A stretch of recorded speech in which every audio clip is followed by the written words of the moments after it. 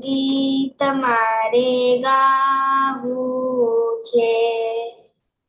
દાદાનું ગીત મારે ગાવું છે. પ્રેમનું અમૃત પાવું છે. પ્રેમનું અમૃત પાવું છે. દાદાનું ગીત મારે ગાવું છે. દાદાનું ગીત મારે ગાવું છે. દાદા ભજનની રડ મને લાગી. દાદા ભજનની રડ મને લાગી. ભક્તિ રસમાં નહાવું છે. ભક્તિ રસમાં નહાવું છે.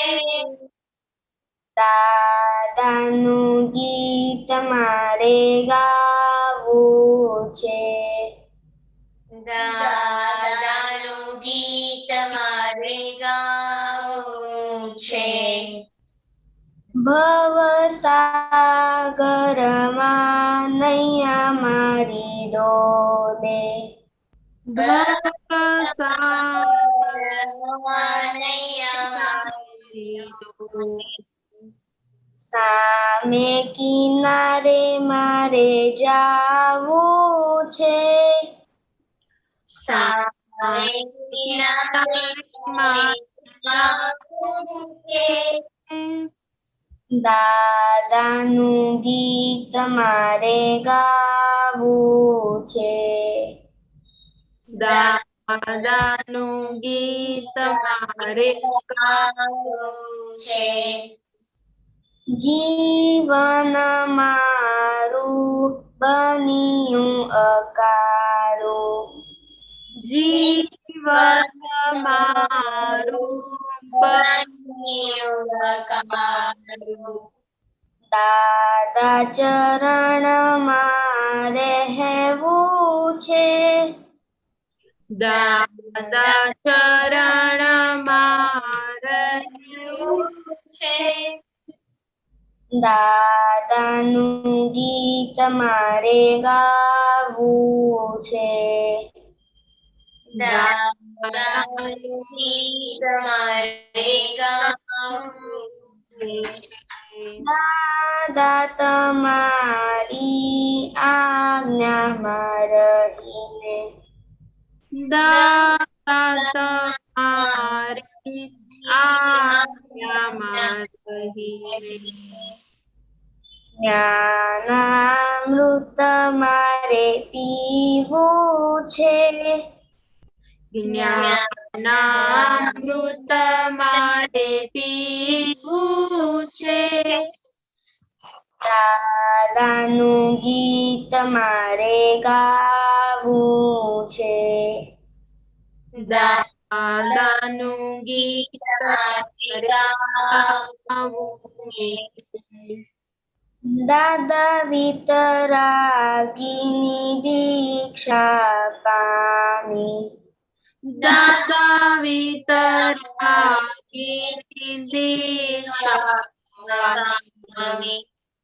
દાદા જેવું મારે થાવું છે. દાદા જેવું મારે થાવું છે.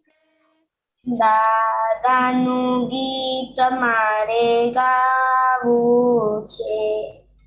દાદાનું ગીત મારે ગાવું છે. પ્રેમનું અમૃત પાવું છે. પ્રેમનું અમૃત પાવું છે. દાદાનું ગીત મારે ગાવું છે. गीत मारे जय सच्चिदानंद। जय सच्चिदानंद। शैलेश दादा जय सच्चिदानंद। जय सच्चिदानंद। के आप त्रिमंत्र बुलाया, बाढ़ को फॉलो करेंगे। नमो वीतरागाय, नमो अरिहंताणम, नमो सिद्धाणम, नमो आयरियाणम, नमो आयरियाणम, नमो वज्जायाणम,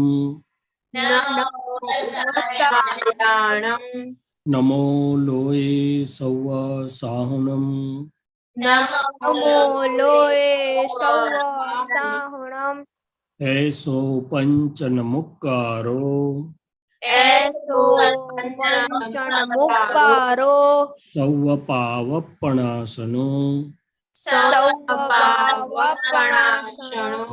मंगलाणंच सौवेसिम, मंगलाणं च सव्वेशे, पद्मं हवै मंगलम, हवै मंगलम्। ओम नमो भगवते वासुदेवाय, ओम नमो भगवते वासुदेवाय, ओम नमः शिवाय। ओम नमः शिवाय। जय सच्चिदानंद।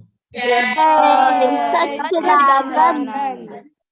जय सच्चिदानंद। श्रेया दीदी। हाँ, जय सच्चिदानंद। हे दादा भगवान, आप मुझे ऐसी शक्ति प्रदान करें, मैं कभी भी अपनी हेल्थ को कॉम्प्रोमाइज नहीं करूं, ताकि मेरा शरीर रूपी साधन मुझे मेरे ध्येय को यानी कि पढ़ाई में और सत्संग में हमेशा सहायक बने। मैं पढ़ाई में बिल्कुल सिंसियर रहूंगी। मैं बुरी सोबत से कुसंग से हमेशा दूर रहूंगी, और कुछ भी हो मेरा सत्संग कभी भी न छूटे, ऐसी परम कृपा करना। प्राप्त मन वचन काया का योग और अपनी आत्मा का उपयोग केवल परोपकार यानी जीव माता सेवा के लिए करूं, जो सबसे बड़ा मानव धर्म है। मैं हमेशा खुद के साथ और अन्य सभी लोगों के साथ के जीवन व्यवहार में विश्वास पात्र, निष्ठावान और शुद्ध बनी रहूंगी, ताकि मैं बराबर दादा भगवान के जैसे परम उच्च व्यक्तित्व का मानवी बन पाऊं। हे दादा भगवान, मैं आगे अपने माता पिता की हर बात सुनने की संकल्प लेती हूँ और उन्हें कभी भी अहंकार से जवाब नहीं दूंगी। कृपया इस संबंध में मुझे अनंतांतिक शक्ति प्रदान करें। जय सच्चिदानंद। सच्चिदानंद चिनाय। जय सच्चिदानंद। हे दादा भगवान, मुझे पढ़ाई में समझने में जो बाधाएं अवधाएं आते हैं, जो भी ऑब्स्ट्रक्शंस आते हैं, उन सभी को तोड़ने का मैं दृढ़ निश्चय करती हूँ। आप ऐसी कृपा करें कि जिससे मेरा दर्शन ऊपर का आवरण टूट जाए और मेरी पढ़ाई सही ढंग से हो, ऐसी आप मुझे परम शक्ति दे। जय सच्चिदानंद। जय सच्चिदानंद। कुशाल और दिव्या। हे दादा भगवान, हे दादा भगवान, हम आपके बच्चे, हम हैं आपके बच्चे, दिल के हैं सच्चे, दिल के सच्चे, फिर भी है कच्चे, फिर भी है बच्चे, काम करेंगे अच्छे, काम करेंगे अच्छे। जय सच। Very good Divya. Kushal Divya, thank. आज का होमवर्क क्या था, किसको मालूम है? दीदी। हाँ, हमारे कितने सत्साधन हुए उसका चार्ट बना के भेजने का। तो चार्ट में क्या लिखने का? हाँ, हमने कब सत्साधन किए, उसका टाइमिंग और कितनी बार किए। ओके, किसने रिपोर्ट भेजा?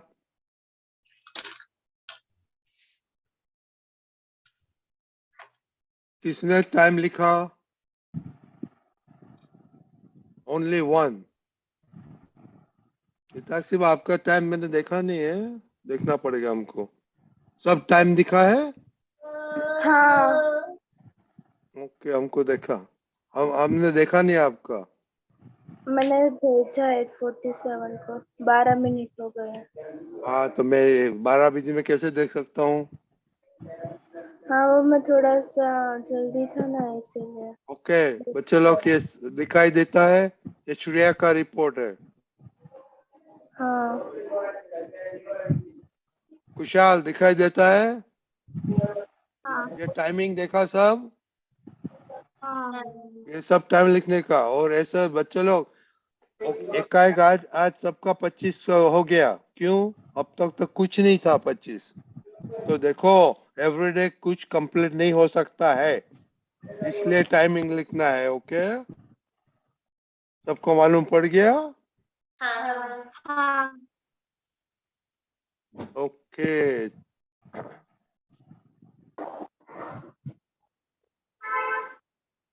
ओके सबको ओके। तो ये अच्छा, वेरी सिंसियरली लिखने का। आज का अभी तक शैलेश दादा सब 25 नहीं करते थे, आज का रिपोर्ट में सब 25 हो गया। गुड। और किसी ने टाइम नहीं लिखा। तो बच्चे लोग आज शैलेश दादा सिंसियरिटी मोरलिटी पे देखेगा। अभी से सिंसियर मोरलिटी होगा तो उसका क्या फायदा होगा आपको पता नहीं है।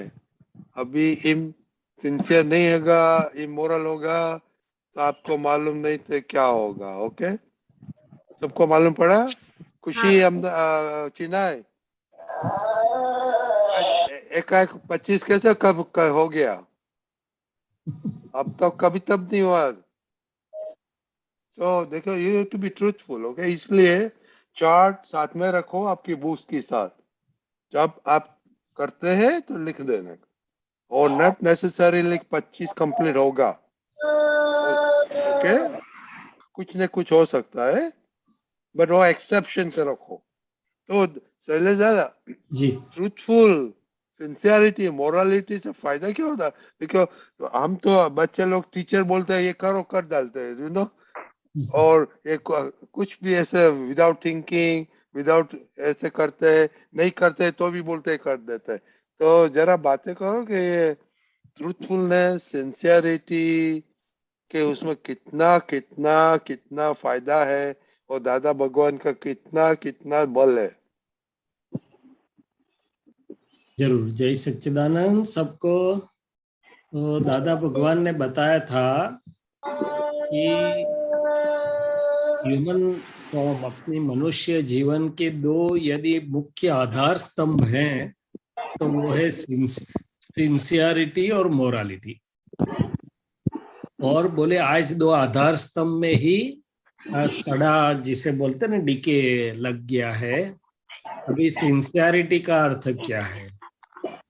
तो बोले मैं मेरे खुद के काम के प्रति, मेरे खुद के बातों के प्रति जितना सिंसियर रहता हूँ, उतना ही सबके प्रति, सबके काम के प्रति, सबके व्यवहार के प्रति सिंसियर रहूं, तो वो सिंसियरिटी है। अभी आगे चले तो ये दुनिया की भाषा में मैं दूसरे के साथ सिंसियर या इनसिंसियर रहता हूँ, कुदरत की भाषा में मैं खुद के साथ ही सिंसियर या इनसिंसियर हो जाता हूँ। दादाजी ने बताया कि आप दूसरों की छलना नहीं करते, दूसरे के साथ चीटिंग तो बाद में होता है, पहले खुद ही खुद के साथ चीटिंग होता है। और ये सिंसियर रहें तो दुनिया में ऐसी कोई चीज नहीं है कि जो आपको झुका सके। मैंने आपका अंतर की शक्ति, जिसे चारित्र बल बोलते हैं, इतना अच्छा होता है कि कोई भी संजोग में, कोई भी मुश्किलों में आपको वो टिका के रखेगा। दुनिया की नजरों में नजर मिला के आप देख पाएंगे, और कुदरत में आपके आसपास बहुत सिंसियर निमित्त आपको मिलेंगे। नहीं तो क्या होगा, यदि आप इनसिंसियर हो रहे हैं, मैं इनसिंसियर होता हूं, तो पहले तो मैं खुद के प्रति इनसिंसियर हो जाता हूं, खुद की ही छलना करता हूं, और मेरे आसपास सब इनसिंसियर निमित्त इकट्ठे हो जाएंगे, क्योंकि ये परमाणु का मैचिंग का कुदरत का सिद्धांत है। तो मैं किसी को बोलूंगा आप ये काम करोगे, वो हाँ हाँ करेंगे, मगर अंदर बोलेंगे अरे जाने दो ना, डॉक्टर साहब तो फालतू की बात कर रहे हैं। तो world is my own echo, my own projection. और फिर मैं हताश हो जाऊंगा कि ये क्यों सब लोग मुझे ऐसे मिलते हैं। मगर विज्ञान ये बोलता है कि जगत तो मेरा खुद का ही प्रोजेक्शन है, प्रतिध्वनि है। सो ये बात हुई सिंसियरिटी की। बात छोटी है या बड़ी उसकी कीमत नहीं है, मगर सिंसियरिटी की कीमत है। तो ये सिंसियरिटी पहले वर्ल्ड के प्रति तो व्यवहार की भाषा से खुद के प्रति होती है। उससे जो शक्ति खिलेगी, आत्मविश्वास और आत्मचारित्र का बल आएगा, और कुदरत में सब ऐसे निमित्त और परमाणु और संयोग भी इकट्ठे होंगे कि बहुत काम होगा। ऐसे ही मोरालिटी शब्द है।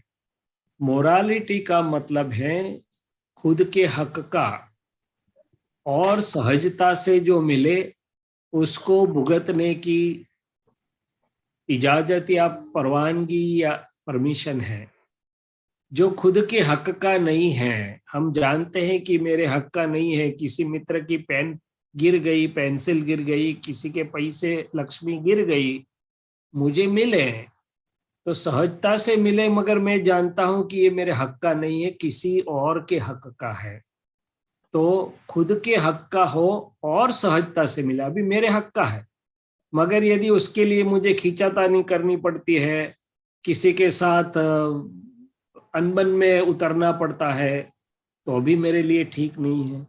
सो दादाजी ने बोला कि खुद के हक का और सहजता से मिले उतना भुगतने की छूट। आगे बताया कि अनहक का भुगतने से, लेने की इच्छा करने से क्या होगा। तो बोले मनुष्य में से 4 पैर में जाने की तैयारी कर रहे हैं। 2 पैर थे, उसमें से 4 पैर मिलेंगे, पूंछ मिलेगा और इतने बड़े दांत मिलेंगे कि बड़ा बड़ा खास। तो किसी को ये पसंद होता है क्या? उन्होंने बताया कि जहां तक कि मोरालिटी की बाउंड्री में है, खुद के हक का ही भुगतते हैं या तो इच्छा रखते हैं, वहां तक मनुष्यपन वापिस आएगा, नहीं तो 4 पैर में जाने की तैयारी।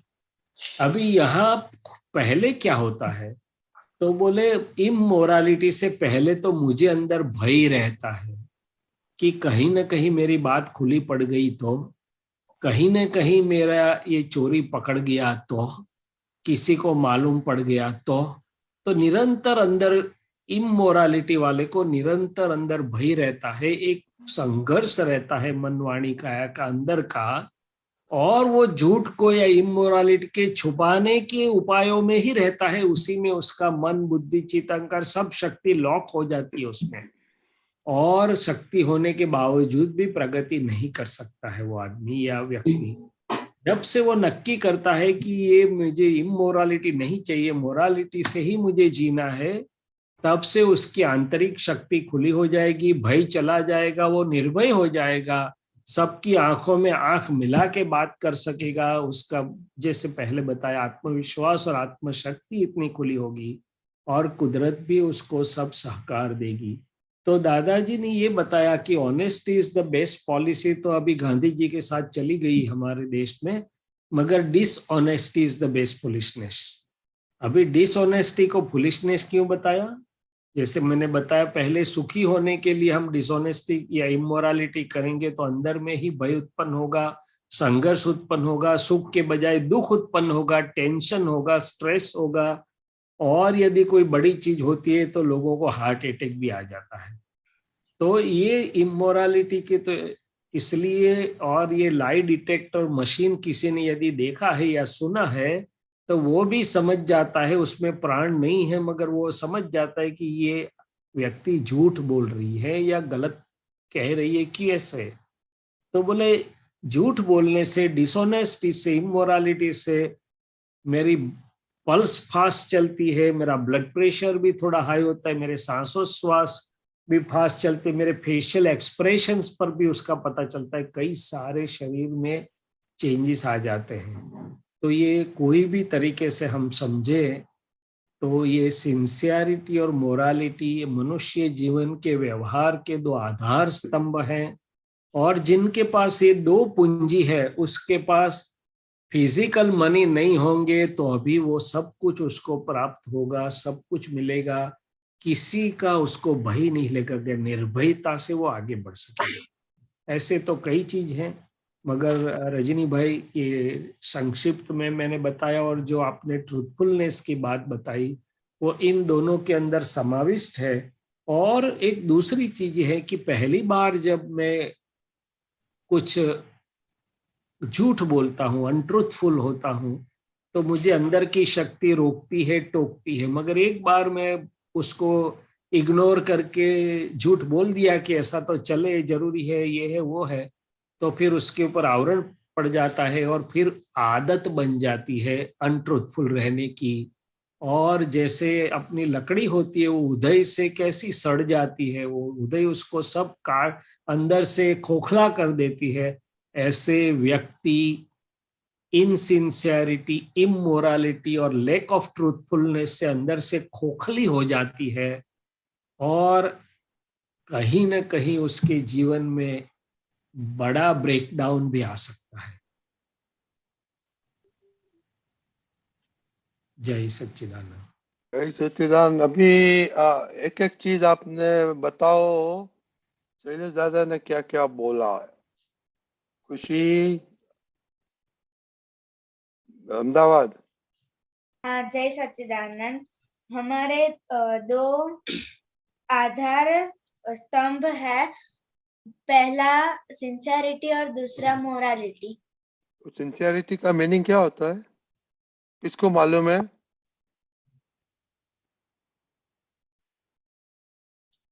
श्रिया ने हाथ उठाया है। श्रेया, मोनिका। ओके मोनिका। हाँ, जय सच्चिदानंद। सिंसियरिटी का मतलब ये है कि जो हम हर रोज डेली मिस ना हो, वो हर रोज जो हमारा काम है डेली करते हैं, उसे सिंसियर कहते हैं, जिस काम में हम बिना मिस होकर करते हैं। ओके, तो आप सब पढ़ाई में सिंसियरिटी होती है? मैथ्स में कभी कभी नहीं है, बाकी सब्जेक्ट में होती है, बट मैथ्स में कम हो जाती है सिंसियर। खुशी। हाँ, मैं दादा के ज्ञान में इनसिंसियर होती हूँ, और हेल्थ में भी, स्पेशली स्टडी में। ओके, दूसरा क्या बोला शैलेश दादा ने? मॉरलिटी के बारे में बताया। इसके बारे बोलो बोलो, क्या बताया? एक ही चीज बताने का है।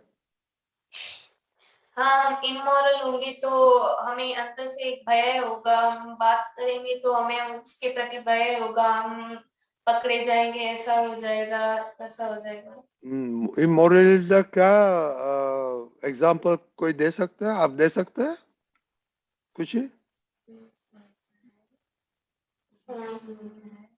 तो झूठ बोलने का, चोरी करने का नहीं आता है? चोर आता है, आता है। और झूठ बोलने का तो तुरंत आ जाता है ना। ओके, दूसरा हिताक्षी बा। हाँ, अगर हम अनट्रूथफुलनेस रहते तो हमें उसकी टेव पड़ जाती है, टेव हो जाती है, उसकी आदत हो वेरी जाए। Good, very good. Long term का ये सब नतीजा देखो, होगा। मैं मेरा एक एग्जाम्पल शेयर करता हूँ रियल लाइफ। मैं मेरे कंसल्टिंग रूम में था, और बाहर से मेरे स्टाफ के साथ एक इनकम टैक्स के आदमी ने अंदर कार्ड भेजा कि साहब को बोलो कि इनकम टैक्स से ये भाई मिलने आए हैं। नहीं, इनका तो मुझे ऐसी में पसीना होने लगा कि ये क्यों आए होंगे, कोई इनकम टैक्स की मेरी चोरी पकड़ी गई। फिर मुझे ऑडिट के लिए आए, फिर वो अंदर आए, मैं इनकम टैक्स से आया हूँ, आए बैठो बैठो, मुझे जरा मेरी आंख दिखानी है। तो मेरी सांस बैठ गई। तो वो मेरा बॉस था, तो नहीं, मैंने जो गलती की थी अंदर, तो उससे मुझे भय लगा कि ये क्यों आए हैं, कोई इंक्वायरी के लिए आ गए, क्या हो गया। तो उसके आने से पहले मुझे पसीना होने लगा था। क्या होने लगा था? ये तो बच गए कि भाई वो आंख दिखाने के लिए आए थे, मगर यदि मैंने कुछ इनकम टैक्स में गड़बड़ी नहीं की होती तो 4 इनकम टैक्स वाले आते तो भी मुझे भय नहीं लगता था। ख्याल आया?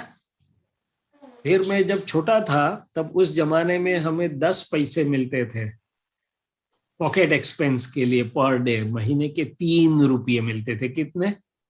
3 रुपीज। और हमें बहुत बड़ा लगता था।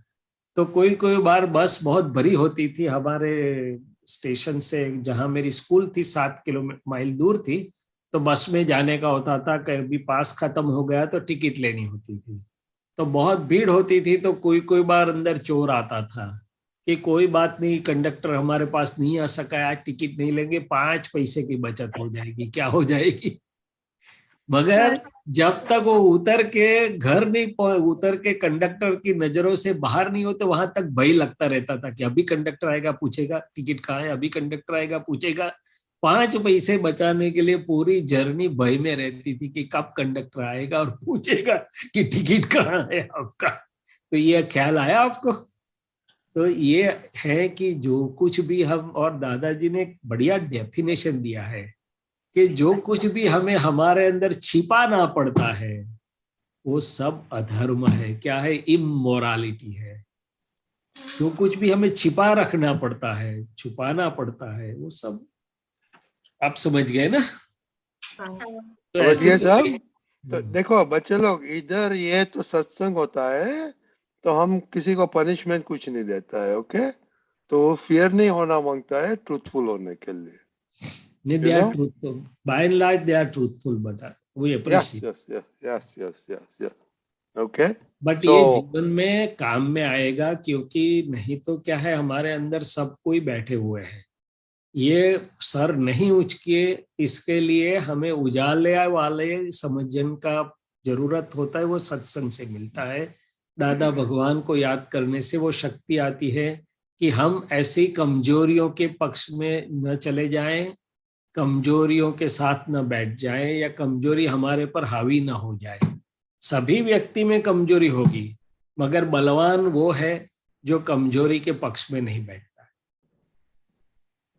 ठीक है? ओके। खुशी विधि दीदी को कुछ शेयर करने का है। आप प्लीज बोलिए। हाँ, अभी आपने इमोरालिटी की बात की, तो मतलब अभी 1 महीने पहले ही ये इंसिडेंट मेरे साथ हुआ था। मतलब मेरे जो स्पेक्स है वो थोड़े ढीले हो गए थे, तो मैं उसे फिट करवाने के लिए शॉप में गई। तो फिर मेरी तो कोई गलती नहीं थी उसमें, उन्होंने से ही मतलब फिट करते समय उनसे थोड़ा टूट गया और ऐसे ही जोड़ के मुझे दे दिया। तो मैंने सोचा मैं कि ये क्या हो गया, मैंने सोचा ये फिटिंग बराबर नहीं हो रहा है। तो सोचा नहीं नहीं हमारी गलती नहीं है, ये आपकी ही गलती है। मैंने बोला दैट इज नॉट करेक्ट, मैंने तो सब परफेक्ट ही था मेरा चश्मा। फिर उन्होंने बोला हाँ हाँ कोई बात नहीं, हम करके देंगे। फिर नई फ्रेम दी उन्होंने। तो फिर मुझे मतलब मैं बाहर गई तो अचानक अंदर से खुशी हुई, हाँ जूनी फ्रेम की जगह हमें नई फ्रेम मिली। लेकिन ये क्या मतलब अणहकનું લેવાની વૃત્તિ હોય ને એ રીતની મને આ એક્સપિરિયન્સ થયો।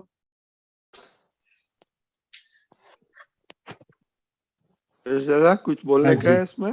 नहीं, ठीक है। ओके। तो दादाजी ने दूसरी एक चीज बताई थी कि મફતનું એ સૌથી મોંઘું હોય છે। શું કહ્યું હતું? कि जो मुफ्त में मिलता है वो सबसे महंगा होता है। क्यों? क्योंकि उसमें हमारे मन को ऐसी खराब आदत हो जाएगी तो मनोबल फ्रैक्चर हो जाएगा। क्या हो जाएगा? तो ये सब चीज मनोबल के साथ जुड़ी रहती है, आंतरिक शक्तियों से जुड़ी रहती है। और ये तो सबको लागू होता है, मनुष्य मात्र को, छोटे हैं या बड़े हैं, अंत तक लागू होता है। क्या होता है? हाँ। और खास करके हमारी इनसिंसियरिटी कहाँ पर सर अंदर में हमें दिखाई देती है। रजनी दादा मुझे कुछ बोले कि डॉक्टर साहब ये काम कर दोगे, मैं मुंह पर तो बोलता हूँ कि रजनी भाई जरूर कर दूंगा, फिर अंदर सोचता हूँ कि यार बहुत काम है, करूंगा, इतना क्या इम्पोर्टेंट है। तो ये सबसे बड़ी इनसिंसियरिटी है, मुंह पर कुछ बोलना और अंदर कुछ रखना। ये तो बहुत बड़ा इनसिंसियरिटी का एग्जाम्पल है। इसीलिए दादाजी ने बताया कि आज मन वाणी काया का एकात्म योग नहीं रह गया है। नहीं हो सकता है तो हाथ जोड़ के बता दीजिए कि माफ करना अभी समय नहीं है, या तो अभी मैं नहीं कर पाऊंगा, जो भी, या तो जब करूंगा। मगर जैसे है ऐसे ट्रूथफुलनेस तो बहुत बड़ा शब्द है। ट्रूथफुलनेस तो ट्रांसपेरेंसी को लागू होता है, और ट्रांसपेरेंट तो दादा भगवान एक थे। और ट्रांसपेरेंट की तो बहुत बड़ा प्रभाव होता है। क्या होता है, मगर वो सूक्ष्म में जाती है बात। ये तो स्थूल बातों से हमने शुरू किया, मगर सूक्ष्म में जाता है। अच्छा, ये बच्चे लोग बोलते हैं कि हम सिंसियर है, नहीं है। जब मम्मी पापा घर में नहीं है, बाहर चले गए हैं, और आपको कह के गए हैं कि इतना घंटा पढ़ाई करना, ये करना, वो करना, आप लोग का मन कितना सिंसियर रह सकता है? अभी कोई देखने वाला नहीं है, चलो दुम धमाके मजा करोगे फिर आएंगे तब देख लेंगे। तो ये चीज है कि जब कोई ऊपर देखने वाला नहीं है, हमें जब खुला मैदान मिलता है, तब हमारा मन और हमारी अंतस्करण कैसे रहता है उसको ध्यान में रखो। तो इसके ऊपर से एक स्टोरी ख्याल आई। ये तो लौकिक स्टोरी है, मगर बहुत उसमें भी एक सार है कि भाई एक गुरु के 3 शिष्य थे। गुरु का उम्र हो चुका था, जाने का समय नजदीक आ रहा था। सो गुरु ने सोचा कि 3 में से कौन सबसे ज्यादा लायक है, उसको चुने और उसको मेरी शक्ति और गादी और सब कुछ दे दूं। उन्होंने तीनों को बुलाया, बोला कि आप कोई देखे नहीं ऐसी जगह पे जाओ और ये पक्षी का वध कर दो या कुछ कर दो, ऐसा कुछ काम सौंपा। एक ने कर दिया, दूसरे ने कुछ किया, तीसरा ऐसे ही वापिस आया। गुरु ने तीनों को पूछा आप कहाँ गए थे? तो बोले, एक बोला मैं तो बहुत वो पर्वतों के बीच में ऐसी जगह पे ऊंडी खीन में गया, कोई देखने वाला नहीं था। दूसरे ने भी ऐसा। तीसरे ने बोला गुरुजी माफ करना, मैं काम नहीं कर सका क्योंकि मुझे ऐसी जगह ही नहीं मिली कि कोई देखने वाला ना हो। गुरुजी बोले ऐसा कैसे? तो बोले अंदर वाले भगवान तो निरंतर देख रहे हैं, जिसे मैं भगवान कहता हूँ वो तो निरंतर देख रहा है। मैं ऐसी जगह कैसे ढूंढूं कि जहां कोई देखे नहीं, ऐसा काम करूं? तो ये बात है कि हम जो कुछ भी ये प्रकृति झूठ मूठ या जो भी कुछ करना चाहती है, छुपा छुपा के, वो छुप के रहता ही नहीं है, क्योंकि अंदर ऐसा भगवान बैठे कि जिससे कुछ छिपा नहीं है। और ज्ञानी पुरुष भी ऐसे थे जिनसे कुछ भी छिपा नहीं रह सकता। चलो आगे चले, बहुत बात हो गई इसके ऊपर।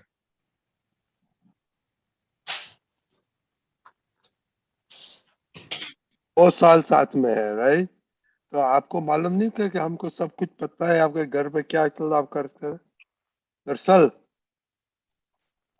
हाँ हमको आपको ऐसा नहीं लगता है हमको मालूम है आप क्या करते हैं नहीं करते? 2 साल के हम साथ में है, हम सबको मालूम है क्या करते हैं और मालूम पड़ जाता है घर पे, यू नो। सो ये तो वेरी सिंपल थिंग है ना। तो ये जैसे आज का टॉपिक बहुत अच्छा है, तो जरा सोचना, जिधर आप सिंसियर नहीं होते हैं, मोरल नहीं होता है, तो दादा से शक्ति मांगो। कि जो आज का बहुत अच्छा टॉपिक निकला तो ये जरा सोचना, क्योंकि क्योंकि वो बोलता है you can not deceive all the people all the time. Okay, और And कुछ है ना? even if you can deceive the others, you cannot deceive your own self. या ओके। सो ओ कुश्ती करने का तो फायदा बहुत नहीं होता है। ओके, यही सच्चिदानंद। ओके, तो हम कंटिन्यू करेगा कि अभी सत्साधन कितना होते हैं, एक वीक तक will measure it. Okay okay, હવે શૈલેષ हम आज पद सुनेंगे मोनिका दीदी के पास। मोनिका। हाँ, जय सच्चिदानंद। आकाश स्वभावी पूदगल निशक्ति साते क्रियावती स्पंदिति शक्ति आकाश स्वभावी पूदगल शक्ति क्रियावाक् स्वभावे सातारी शक्ति पूरणे गणने चेतीति शक्ति उपरस गंध स्पर्शी इफेक्टिव शक्ति, इंद्रिय गम्य कर्ता, ईभव व्यक्ति, आकाश स्वभावी, उद्गल निशक्ति, अंतस्करण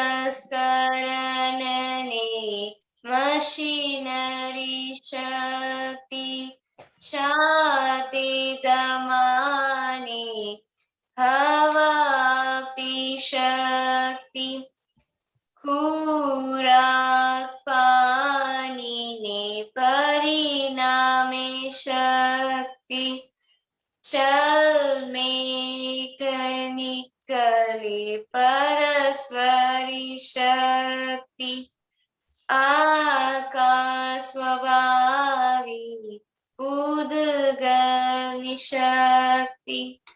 जय सच्चिदानंद। जय सच्चिदानंद, बहुत बढ़िया पद आप निकाला। किधर से निकाला? पापा ने बताया। किसने? पापा ने। पापा ने क्यों बताया? आपने पूछा? पापा ने कहा सत्संग में जाके पूछना। ओके।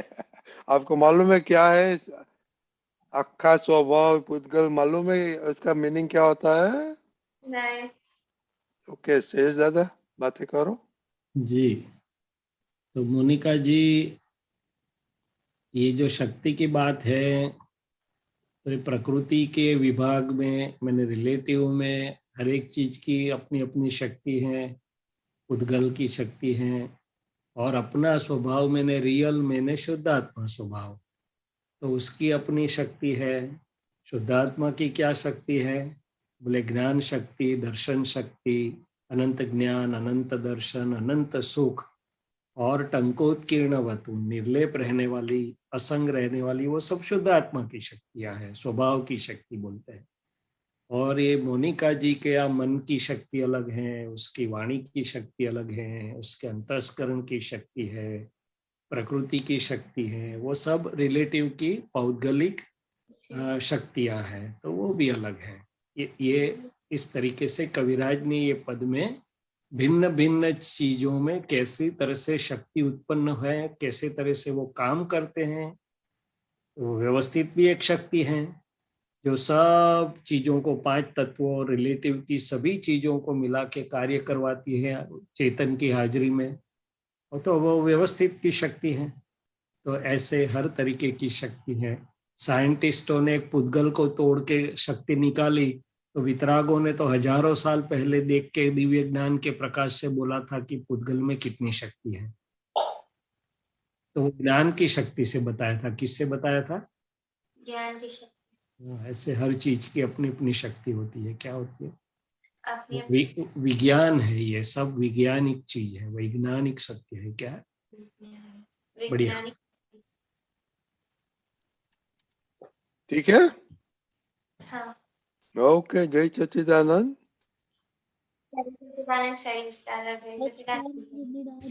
सबको जय सच्चिदानंद।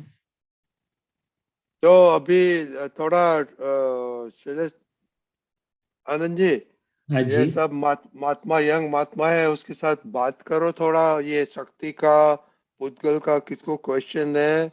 आज नया कुछ मालूम पड़ा पद में से हमको। तो अनन्या दीदी रेडी है कुछ बोलने के लिए? हाँ बोलिए। आप कॉलेज में जाने का क्या शक्ति का क्या करेगा आप? क्या कहा? आप तो कॉलेज जाने वाली है ना? हाँ, सब शक्ति का कैसे करेगा? इस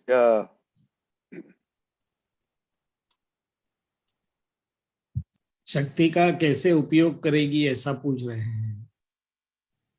कौन सी शक्ति? कंसंट्रेशन तो पहले पढ़ाई में ही है, शक्ति पहले वहां यूज करनी है, और दादा के ज्ञान में। ओके, विधि दीदी आप क्या करेंगे? हाँ, मुझे भी पढ़ाई में और बस कुसंग से दूर रहना है। ओके, और श्रेय दादा आप बिजनेस में कैसे शक्ति यूज करते हैं? श्रेय भैया? हाँ, जय सच्चिदानंद। तो बिजनेस में तो दादा की कृपा से ही मतलब जो भी मेरे क्लाइंट है मेरे लिए फाइल है, ये जब सुबह डिसाइड करके जाते हैं तो बहुत ही अच्छा रहता है उनके साथ डील करने में। और पहले जो एक आग्रह रहता था कि नहीं, अगर मैंने कोटेशन दिया है तो मेरे साथ ही इसको काम करना पड़ेगा, तो बहुत ही उसके पीछे पड़ जाता था मैं कि क्या हुआ, मेरा कोटेशन कब फाइनल कर रहे हो। तो कई बार ऐसा होता था कि वो कंटाल के वो ही मना कर दे कि यार नहीं करवाना इससे काम, लगता है इसके पास कोई काम नहीं है इसलिए मेरे पीछे पड़ गया है। तो अभी वो सारी बातें, वो आग्रह सब छोड़ देते हैं तो काफी अच्छा रहता है। सामने से आते हैं क्लाइंट कि आपका कोटेशन फाइनल हो गया है, अब आप आके काम कर सकते हैं। तो ये मतलब जो आज्ञा नंबर 4 है उसको अप्लाई करते हैं दादा के पास शक्ति मांग के, तो बहुत ही अच्छा रहता है। और एक बात और कहना चाहता हूँ, वो सिंसियरिटी और मोरालिटी के ऊपर जो आज बात हुई, बहुत ही अच्छी बात थी। और शैलेश आनंद जी ने जो बताया कि अंदर जो बातें छिपी रहती है वही इनसिंसियर करती है हमें। तो एक मुझे ये एक्चुअली जब उन्होंने बोला तभी मुझे रियलाइज हुआ इस बात का कि कल रजनी अंकल ने मुझे जो ऑनगोइंग टॉपिक है बन्यूते न्याय, जैसे क्लिपिंग्स हम बनाते हैं, तो किसी और महात्मा ने बनाया लेकिन अनफॉर्चुनेटली आधा छोड़ दिया है उन्होंने, पूरा नहीं कर सके उसे। तो मुझे भेजा, अच्छा ये मेरी इनसिंसियरिटी है कि मैंने अभी तक उनको रिप्लाई नहीं दिया, अदरवाइज मैं उनको तुरंत रिप्लाई देता हूँ कि मैं करूँगा या नहीं करूँगा। लेकिन पता नहीं आज ऐसा पहली बार हो गया कि मैंने अभी तक उनको रिप्लाई ही नहीं दिया कि यस और नो, क्योंकि मैं यही सोच रहा था कि यार किसी और का मुझे क्यों भेज दिया, अभी मुझे पहले से करना पड़ेगा, पता नहीं उन्होंने कैसा बना है, मेरे साथ मैच होगा नहीं होगा, लॉट्स ऑफ थिंग। तो मैं अब कहता हूँ अभी सबके सामने कि मैं पूरा करूँगा उसको, जैसे मुझे टाइम मिलेगा आई विल एबल, क्योंकि मुझे पता नहीं वो भेद आ जाता है कि उसने बनाया या मैंने बनाया, ऐसी कोई भेद करने की जरूरत नहीं है। After all we are working for Sangh, एक टीम की तरह काम कर रहे, तो अल्टीमेटली फायदा तो महात्मा को ही होने वाला है। वो सारे वीडियोस वो सब देखोगे तो ये जब वो बात कही उन्होंने, तब ये सारी बातें मुझे रियलाइज हुई अभी जस्ट 5-10 मिनट पहले। और एक जो मोरालिटी की बात हुई उसमें भी एक एग्जांपल शेयर करता हूँ। I was in Australia during my masters, तकरीबन 6 साल हो गए उस बात को। तो एक जगह जब मैं काम कर रहा था, वहां किसी का $100 का नोट गिर गया था। $100 was huge for in Australian currency. तो मैंने देखा वो गिर गया, मतलब पड़ा हुआ था, किसका गिरा वो मुझे मालूम नहीं था। एक नज़र मेरी पड़ गई और मैं तो चला गया वहां से, घर आया तो मेरी सिस्टर से मेरी बात हुई इसके बारे में। तो सिस्टर ने तो मुझे बहुत डांटा कि तू क्यों इतना ईमानदार बनता है, अरे लेके आने का वो ऐसा क्यों किया तूने। तो मैंने कहा कि तुम मुझे जानते हो, मैं कभी ऐसा किया नहीं, मैंने तो आज तक उस वक्त तो खैर दादा मुझे मिले भी नहीं थे, लेकिन फिर भी वो बात थी। तो अच्छा मैंने इतना ही बोला कि तुम मुझे जानते हो तो मैं तो कभी ऐसा करूँगी नहीं। तो इतना कह के निकल गया, मतलब बात खत्म हो गई वहां पे। हाफ एन आवर बाद वही आए मेरे पास, मेरे सिस्टर, और उन्होंने मुझसे सॉरी बोला। उन्होंने कहा कि आई एम सॉरी, मैं गुस्से में कुछ ज्यादा बोल गई तुम्हें, लेकिन तुमने जो किया वही सही था, वही करना चाहिए था, कि किसी और के पैसे हमें लेने की कोई ज़रूरत नहीं है, क्योंकि वो हमारे हक के ही नहीं है। तो ये बात है कि अगर आप सही हो तो फिर कोई आर्ग्यूमेंट करने की ज़रूरत नहीं किसी से, कि क्यों हम बताएं कि भैया मैं ईमानदार हूँ या ये है वो है। वो अपने आप हो ही जाएगा, साबित अपने आप ही हो ही जाएगा कि क्या कहते हैं वो, इंटेंशन सामने आ ही जाएगा किसी ना किसी तरीके से। तो ये सारी बातें जो आज का जो सत्संग हुआ पहले वाला फर्स्ट हाफ वाला, बहुत फैंटास्टिक फॉर मी। और ये भी जो शक्ति की बात हुई ये भी बहुत अच्छी थी। जय सच्चिदानंद। Very good. पूजा दीदी, आप दिन में शक्ति किधर यूज करती है? जय सच्चिदानंद। बोलो, मम्मी के साथ झगड़ा होता है तो हमको मालूम है। दूसरा? नहीं, वो मैंने डिसाइड किया अब नहीं करती हूँ झगड़ा। ओ, क्या बात है, वेरी गुड, वेरी गुड। और दूसरा, शक्ति किधर? आज तो अच्छा आपने कीर्तन भक्ति गाया, आपका तो अच्छा वॉइस है, तो पद अभी शुरू करो गाने के। ओके हाँ, ओके। सतीश दादा, यू हर्ड, थोड़ा बातें करो अपने यंग महात्माओं के साथ, बाद में दूसरा क्वेश्चन लेगा। नहीं, बहुत बढ़िया, मुझे बहुत आनंद हुआ कि भाई सी देखो दादाजी सबके अंदर जो काम करते हैं, तो यहाँ जो नैमित्तिक बात होती है, खुद से ही बात करते, खुद को ही अपनी फाइल और दादाजी के का ये आदान प्रदान है दर्शन का श्रेय। सो अंदर सबको ही उजाला होता है, सबको ही आनंद आता है, सबकी ही अंदर ही दादा भगवान कार्य करते हैं, वही सत्संग है। तो गुड कि भाई धीरे धीरे हम सब आगे बढ़ रहे हैं। और एक चीज और भी है कि भाई आपने बताया कि भाई दूसरों को मालूम चल जाएगा ईमानदार है नहीं है। मैं तो ऐसा अनुभव कर रहा हूं कि दूसरों को मालूम चले तो भी अच्छा, नहीं चले तो भी अच्छा। मैं तो मेरे खुद के लिए खुद के साथ ईमानदार इसलिए हूं कि मुझे तो खुद को खुद के साथ, तो दादाजी का एक आप्त सूत्र है, हाँ, ये गुजराती में है, मैं गुजराती में बोलूं પછી हिंदी करूं। જે જાતને છેતર તો નથી એને કોઈ જાતનું દુઃખ ના આવે, બધા દુઃખો જાતને છેતરવાથી જ આવે છે। આ દાદા ભગવાનનું એક આપતા સૂત્ર છે। શું છે? हाँ, बराबर। જાતને છેતરવાથી દુઃખ આવે છે, જે જાતને છેતરતો નથી એને કોઈ જાતનું દુઃખ કે મુશ્કેલી ના આવે, દાदा भगवान के છે। करेक्ट। सो हकीकत यह है कि हम खुद ही खुद के साथ ही जी रहे हैं, खुद के लिए जी रहे हैं। बट यह सत्संग क्या करता है, तो कि हमें सही समझ की शक्ति देता है, दर्शन शक्ति, ज्ञान शक्ति। और जो अज्ञान शक्ति थी वो हमें गलत दिशा में वो कार्य करवाती थी, उसके सामने प्रज्ञा शक्ति दी दादाजी ने, तो वो सब ठिकाने पर, सही जगह पर, सही रास्ते पर, रिलेटिव और रियल दोनों में हमें धीरे धीरे ले जा रही है, ताकि हमारा अंदर से मुक्ति और आनंद बढ़ता जाए। सही बात। वंडरफुल।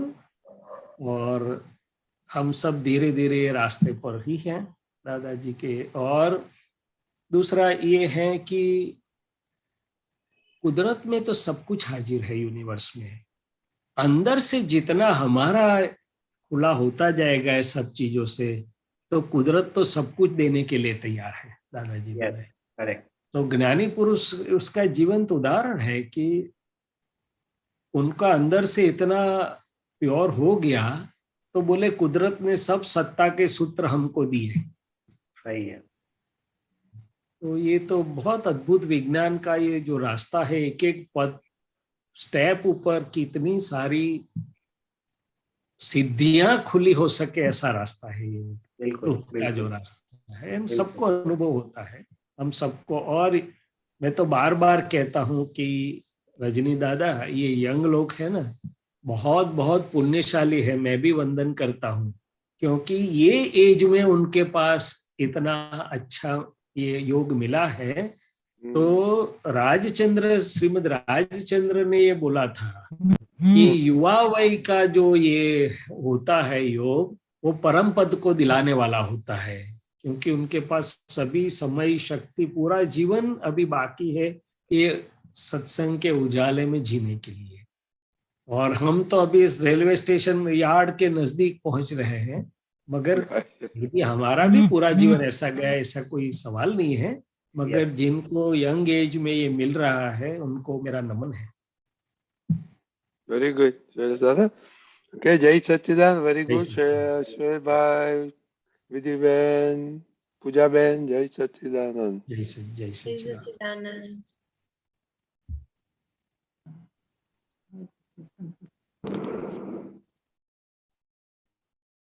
कश्यप भाई, जय सच्चिदानंद, सबको जय सच्चिदानंद। जय सच्चिदानंद। शैलेशानंद जी जय सच्चिदानंद। जय सच्चिदानंद जी आप शेयर का ऑप्शन दीजिए। शेयर हाँ, एक मिनट।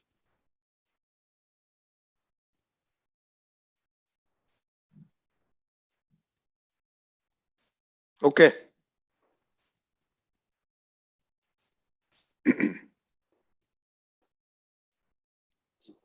ये पद है जेम एक नो सरवालो। तो इसमें जो वो बताते हैं कि जो एक और एक का जो है वो 2 आता है, ऐसा हाइड्रोजन, और वो बताते हैं ना दादाजी का हाइड्रोजन ऑक्सीजन से पानी बनता है।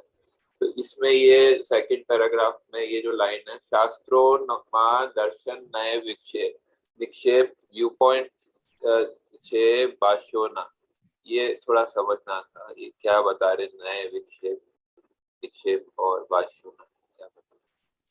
ऐसा कहना चाहते हैं कि जो त्रिकाल सत, जिस सत्य मैंने त्रिकाल जो सत है सिद्धांतिक हैं, वो तो कभी चेंज नहीं होते, अफर मैंने हमेशा के हैं, सनातन हैं।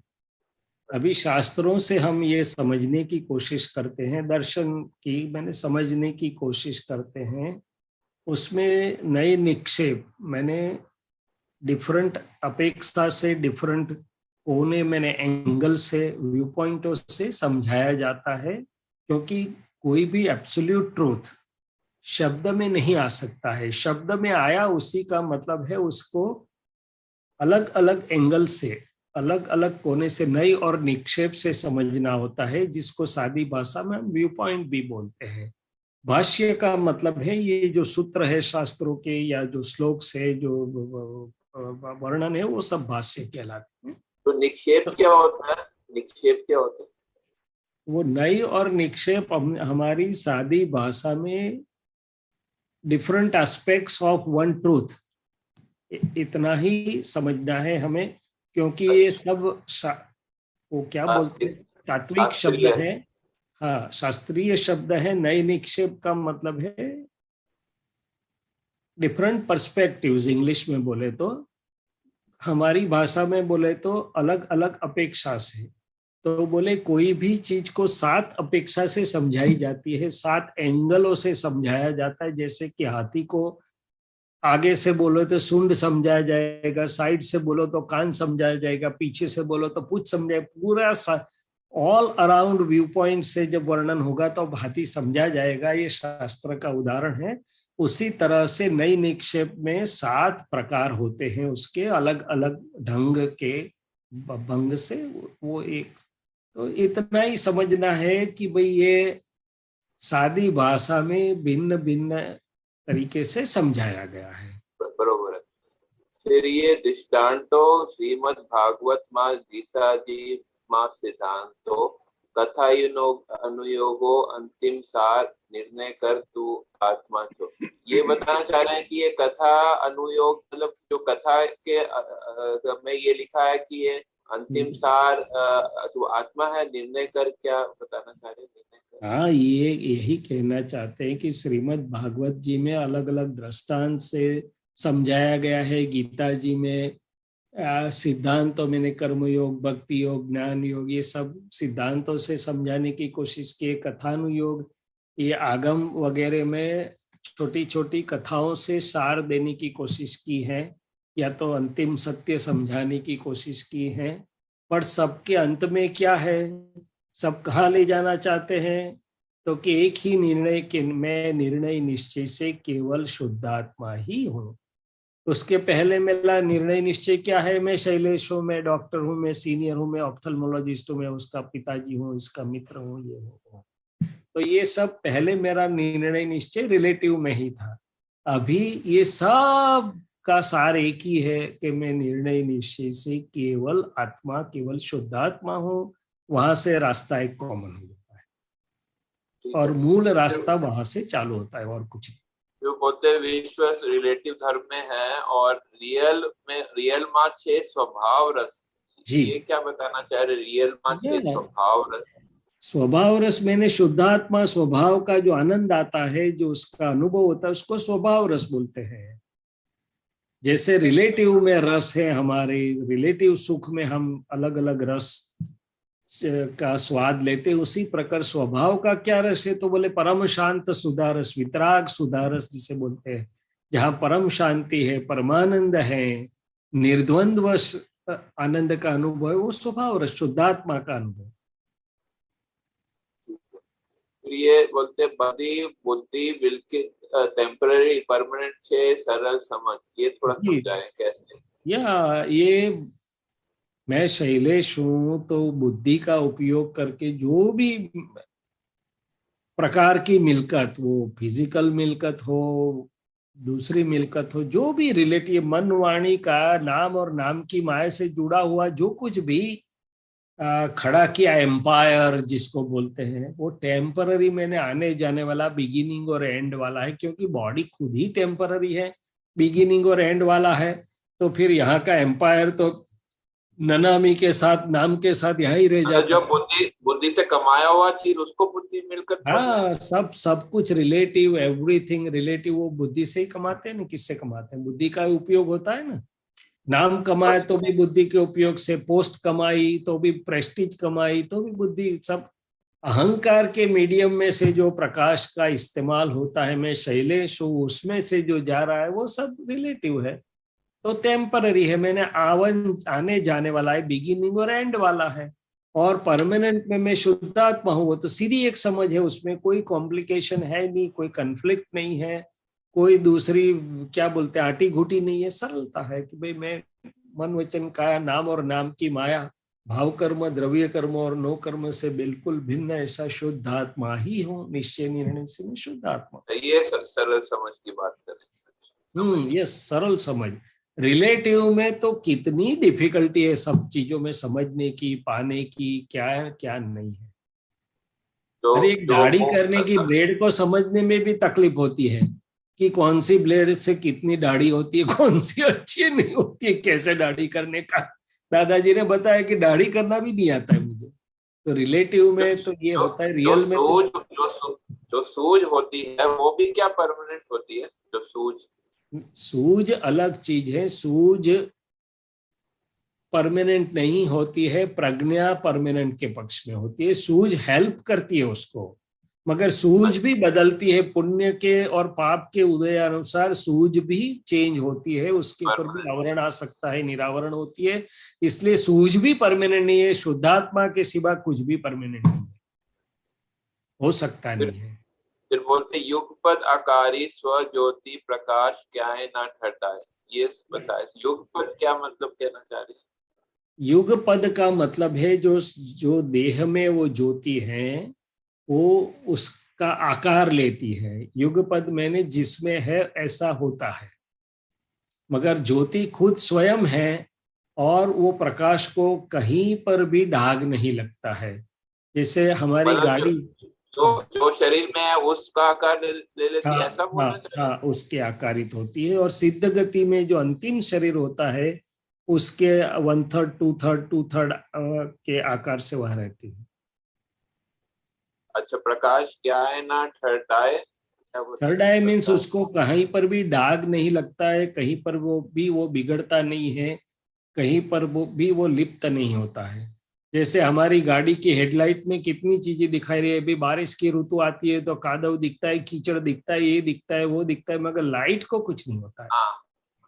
वैसे युगपद मतलब कोई पद का है वो? पद की बात नहीं, पद की बात नहीं है यहाँ पर, पद की बात नहीं है। तो ये शब्द मतलब युगपद मतलब उसके आप बॉडी के लिए यूज होता है, जो स्थिति में है वर्तमान स्थिति के अनुसार कहने का मतलब ये है। अच्छा ठीक है। फिर लास्ट लाइन है पोताना गुण सतत रमन स्थिर केवल चु मोक्षे श्री। मोक्षे श्री क्या होता है? मोक्ष की बात कर, मतलब मोक्ष श्री मतलब मोक्ष ही है। श्री मैंने प्राप्ति, लब्धि, लक्ष्मी जो भी बोलो, तो मोक्षे श्री मैंने मोक्ष की प्राप्ति, मोक्ष की लब्धि, मोक्ष की लक्ष्मी, जो भी शब्द यूज करो। तो पोताना गुण में मैं शुद्धात्मा हूँ, ऐसे मेरे गुणों में जो जितने भी मेरे सिद्ध स्तुति के गुण है उसी में मैं रहता हूँ, उसी उपयोग में रहता हूँ। तो मैं स्थिर रहता हूँ, स्व में स्थिर रहता हूँ। आत्म स्थिरता, जितनी स्थिरता होती है उतना आत्मचारित्र प्रकट हुआ ऐसा कहलाता है। कौन सी के भाग की स्थिरता? तो बोले मेरे स्व शुद्धात्म उपयोग की स्थिरता, वो आत्मचारित्र देती है और उसको ऐसे आगे बढ़ते बढ़ते वो मोक्ष मुक्ति का अभी भी एहसास करवा रही है, अनुभव करवा रही है और परम मुक्ति को प्राप्त होगी। मोक्ष लक्ष्मी को वो प्राप्ति करवाएगी। श्री का मतलब वो लक्ष्मी या सिद्धि या एक पवित्र प्राप्ति के अर्थ में है। ठीक है, समझ गया। धन्यवाद। जय सच्चिदानंद। जय सच्चिदानंद। किताबें? जय सच्चिदानंद। रजनीकांत अंकल जय साहेब। सच्चिदानंद। आप हिंदी में बने तो हिंदी में बोलना, अदरवाइज ओके। हाँ जी, हाँ मुंबई की हिंदी चलेगा। चलेगा। डॉक्टर शैलेश आनंद जी साहेब। जय सच्चिदानंद। जय साहेब, एक प्रश्न होता था गीताबेन को कि डर और भय, तो ये डर और भय ओमा क्या डिफरेंस रहता कि डर कैसे लगता, क्या होता है और भय भी कैसा होता है, कि ये थोड़ा समझाना ना। तो दो शब्दों को के भेद में पढ़ने की मुझे तो कोई इतनी जरूरत नहीं लग रही है। हाँ जी। सामान्य तौर से हम समझ लें कि भय थोड़ा गहरा होता है। क्या होता है? हाँ, गहरा। डर है तो मानसिक लेवल पर होता है, मन को डर लगता है। और भय तो हृदय में एक धड़का जिसको बोलते हैं ना, हाँ, वो भय थोड़ा डीपर डाउन है, अपने पूरे अस्तित्व में भय व्याप्त होता है। या तो हृदय के लेवल पर भय होता है, डर मन के लेवल पर होगा। मगर मैं तो ऐसा समझता हूँ डर या भय भले दोनों अलग हैं, उसमें हमें गहरा उतरने की क्या जरूरत है। हमें इतना ही समझना है कि डर या भय ये प्रकृति का स्वभाव है, ज्यादातर अज्ञान मान्यताओं के कारण खड़ा हुआ है। और यदि मैं शुद्धात्मा हूं, मैं तो अविनाशी हूं, मैं अव्याबाद हूं और रिलेटिव व्यवस्थित के अधीन है, एक पुद्गल एक स्वभावी परमाणु राई मात्र वदनगट, इतना यदि मैं समझता हूं तो डर किस बात का और भय किसका? तो नहीं। और दूसरी चीज की डर आमतौर पे खुद को खुद की गलती के कारण लगता है। हाँ। और भय अज्ञान के कारण भी लगता है कि क्या हो जाएगा, कोरोना हो गया, अभी डेथ हो जाएगी तो अरे किसकी डेथ और क्या बात, और मैं कौन, और डेथ क्या है? वो तो नए घर में जाने का इनविटेशन है। तो उसमें काहे का भय नहीं रखने का। तो समझ जब आती है, ज्ञान समझ काम करती है तो भय नहीं रहता। सो दादाजी ने अपना खुद का एक एग्जाम्पल दिया था कि ज्ञान होने से पहले सबको मालूम है कि वाघ डुंगरी नाम की जगह पे वो गए कि मुझे वर्तमान भय कितना रहा है वो चेक करने दीजिए। तो जो होता है गाइड वाघ का जो होता है, उसको लेके कुछ डिस्टेंस तक गए, फिर उसको बोला कि आप यहाँ रुक जाओ, आगे मत आना, मैं आगे जाके देखना चाहता हूँ कि मेरे अंदर कितना भय रहा है कि नहीं रहा है। तो थोड़े आगे गए तो उनको भय लगा कि अभी वाघ आएगा तो क्या करें। तो दादाजी ने देखा कि भाई, और बताया कि हाँ मैंने देखा कि इतना वर्तमान भय रहा है। और फिर तो ज्ञान हुआ, वो भी निकल गया। करेक्ट।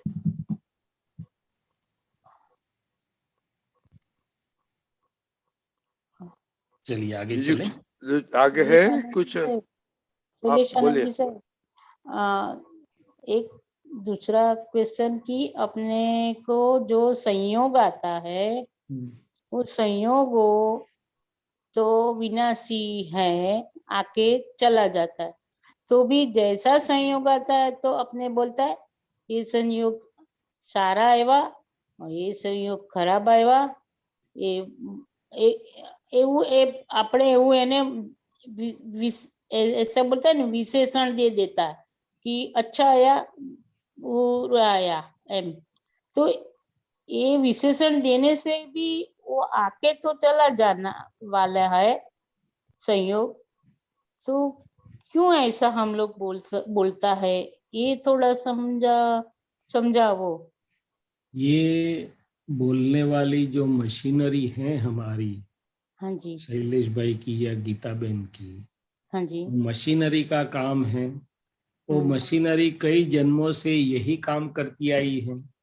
हाँ, क्योंकि जब मैं शैलेश हूँ ऐसी मान्यता थी, तो रिलेटिव मैंने द्वंद्व, अच्छा और बुरा, लाइक एंड डिसलाइक, होना चाहिए नहीं होना चाहिए, तो वो मशीनरी काम कर रही है।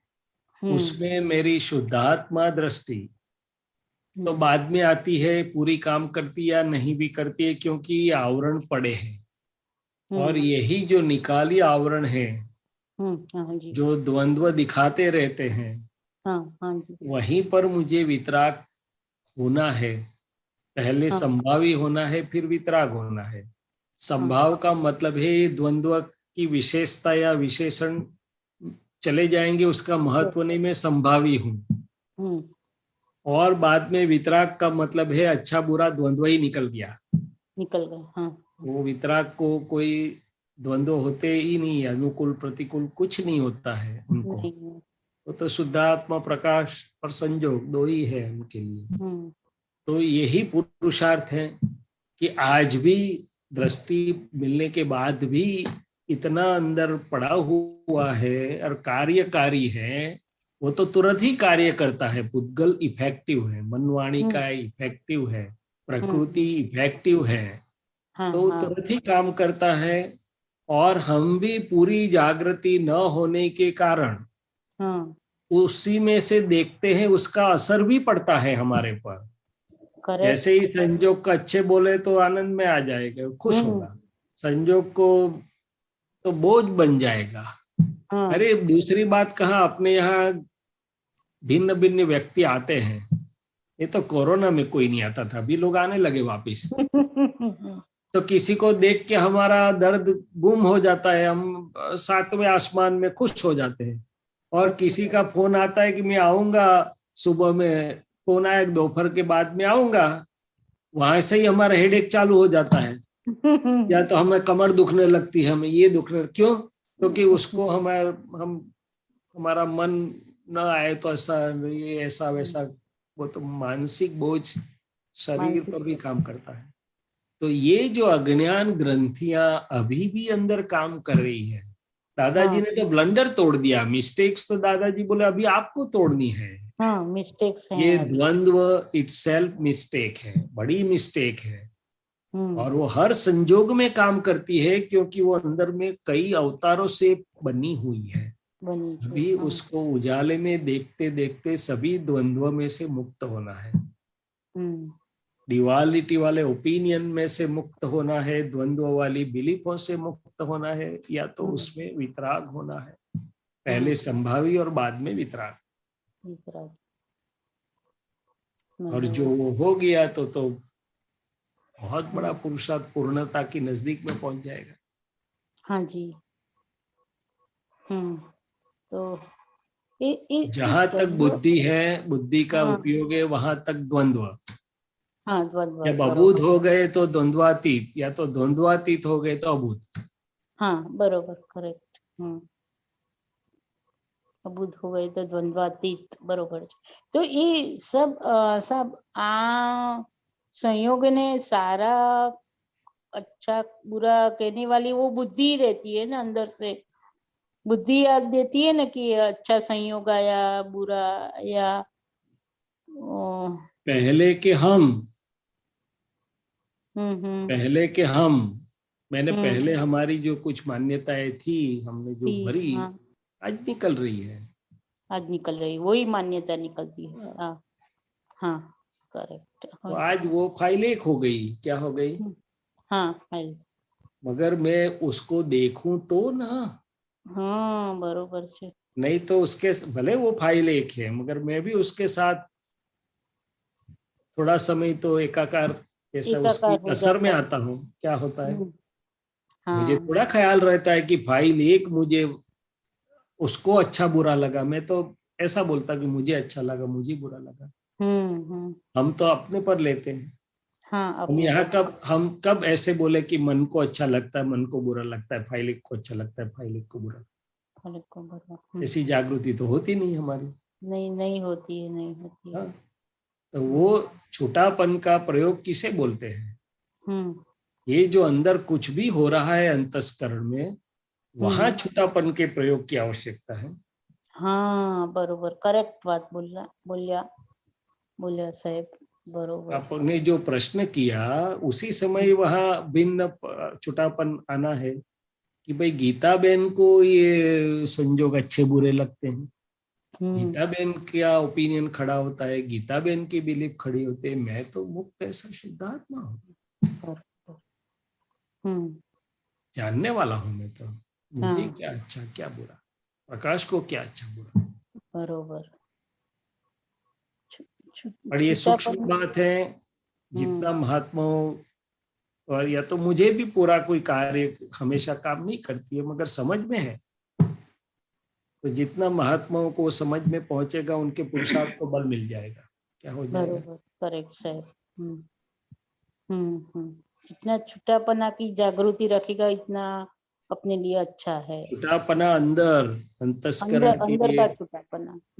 पर परिणामों से, ये द्वंद्व दिखाने वाले परिणामों से भी हम भिन्न हैं, पर परिणाम से। पुराने चश्मे हैं, डॉक्टर ने नए चश्मे दिए, वो डिब्बे में रखे और पुराने इस्तेमाल कर रहे हैं कि भाई नया तो जब बाद में इस्तेमाल करेंगे, पुराना जब टूट जाएगा तब नया निकालेंगे।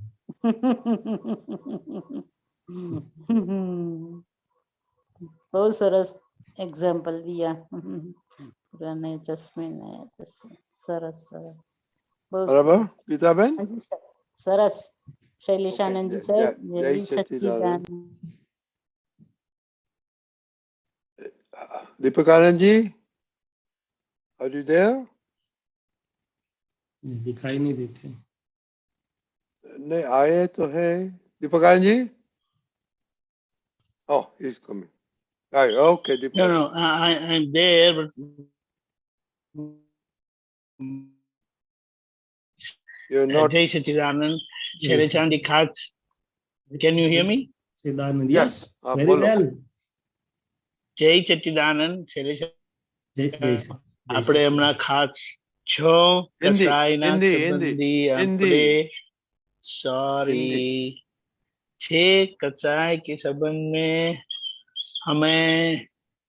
हम प्रतिक्रमण करते हैं दिन भर और रात को जब जैसा मौका होता है, तो ये क्रोध, मान, माया, लोभ, राग और द्वेष है हमारे डिस्चार्ज स्वभाव के अभी रहे, लेकिन उस डिस्चार्ज स्वभाव के कषायों में हम कैसे जागृत रहे और उसके बहाव में न आ जाए, इसके